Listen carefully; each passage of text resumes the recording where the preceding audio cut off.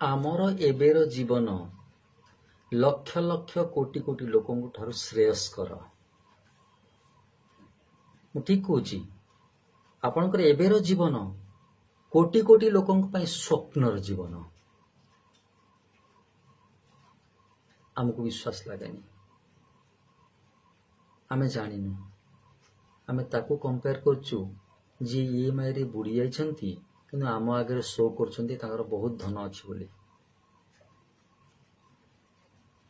ଆପଣ ଯଦି ଲୋନ୍ ନାହିଁ, ଡେପ୍ଟ ଫ୍ରି ଲାଇଫ୍, ଆପଣ କୋଟି କୋଟି ଲୋକଙ୍କ ଠାରୁ ବହୁତ ଅଧିକ ଶାନ୍ତିରେ ଅଛନ୍ତି, ଜଣାପଡ଼େନି।